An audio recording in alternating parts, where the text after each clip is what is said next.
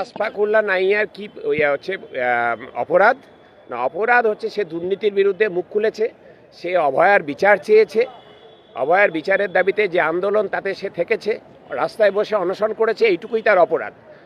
Salt Lake electronic কমপ্লেক্সের থানার police তাকে যে নোটিশ পাঠিয়েছে, কি তা হচ্ছে যে দেখাচ্ছে কোন একটা দোকানে সে বসে চিকিৎসা করে কিছু মানুষের, সেই দোকানের অ্যাডভার্টাইজমেন্টে ওখানে পাশের বোর্ডে হচ্ছে যে নাকি ওকে এমএসসিএনটি বলে দেখানো হয়েছে এবং ও এমএসসিএনটি করছে, পরীক্ষা দিয়েছে, করছিল। ও যদি নিজে তাও কিছু হচ্ছে যে তার রাইটিং প্যাডে লিখতো, নিজের হাতে লিখতো, তাও একটা বোঝা যেত যে হচ্ছে যে দোকানদার কি লিখবে, কি লিখেছে, ও খেয়াল করেছে কি করেনি, এসব হাজার একটা প্রশ্ন। কিন্তু সবচেয়ে বড় প্রশ্ন হচ্ছে যে আমাদের রাজ্যের পুলিশের ভূমিকা। অভিক দে, বিরূপাক্ষ বিশ্বাস, এদের বিরুদ্ধে মলেস্টেশন, তোলাবাজির হাজারো অভিযোগ প্রমাণ সহ জমা পড়েছে আমাদের রাজ্যের স্বাস্থ্য ভবনে।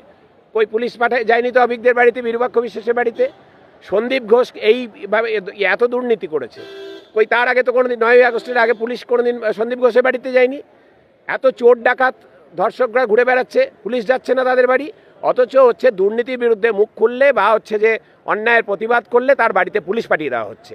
এই হচ্ছে আমাদের রাজ্যে চলছে একটা সরকার, প্রশাসন চলছে যারা অপরাধীদের বন্ধু সরকার, অপরাধীদের বার্তা দিতে চাইছে তোমরা অপরাধ করো অবাধে, আমরা মদত দেব, আর যদি তোমাদের বিরুদ্ধে কেউ প্রতিবাদ করে আমরা তাদেরকে হয়রান করবার জন্য যা যা করার রাষ্ট্রীয় দমনপীড়ন নামিয়ে আনবো।